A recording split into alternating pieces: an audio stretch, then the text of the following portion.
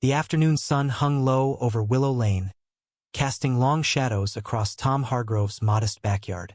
For 30 years, the retired Navy veteran had tended to his garden, where a rusted anchor statue stood as a tribute to his service. It wasn't just metal, it was his pride, his sacrifice, his story. Neighbors admired it, kids asked about it, but Karen Phelps, the self-appointed queen of the Homeowners Association, saw it differently.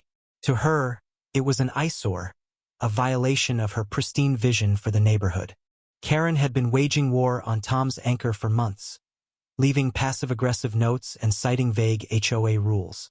Tom, stubborn and proud, ignored her. She'd stormed into his yard once, wagging her finger, demanding he remove it. "It's tacky," she'd shrieked, oblivious to the pain in Tom's weathered eyes. He'd told her about the anchor's meaning, how it honored his fallen shipmates. Karen scoffed, calling it clutter. The neighborhood whispered about her obsession, but no one expected what came next. Late one Saturday, under the guise of community cleanup, Karen crossed a line.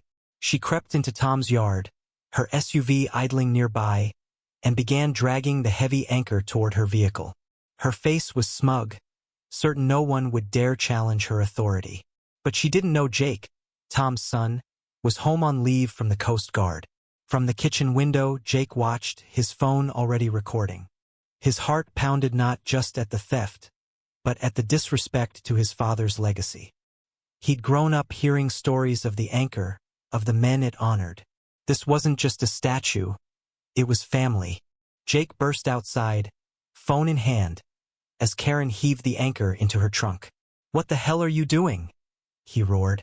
Tom, alerted by the commotion, joined him, his face a mix of shock and rage.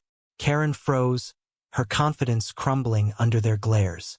"This is for the neighborhood's good," she stammered. But Jake held up his phone, the video playing her crime in crisp detail. Neighbors began to gather, drawn by the shouting, their murmurs growing into a chorus of disgust. The confrontation exploded. Tom's voice cracked as he recounted the anchor's history, dent a memory of storms weathered, lives lost. Karen, cornered, doubled down, accusing Tom of ruining property values. Jake stepped forward, his Coast Guard training evident in his steely calm. "You stole from a veteran," he said, voice low but lethal. "And I've got it all on tape." The crowd gasped as he played the footage, Karen's face paling as her excuses evaporated. The anchor, now on the ground, seemed to anchor the truth itself. The fallout was swift and merciless. Jake sent the video to the HOA board, the local news, and even the Coast Guard's community page. By morning, Karen's name was synonymous with shame. The HOA stripped her of her position, and neighbors shunned her. The anchor was returned, polished, and placed back in Tom's yard, now adorned with a plaque honoring his service. Karen, humiliated, sold her house and left town, her reputation in tatters. Tom and Jake stood together, the anchor between them, a symbol of justice restored. The neighborhood learned a lesson that day.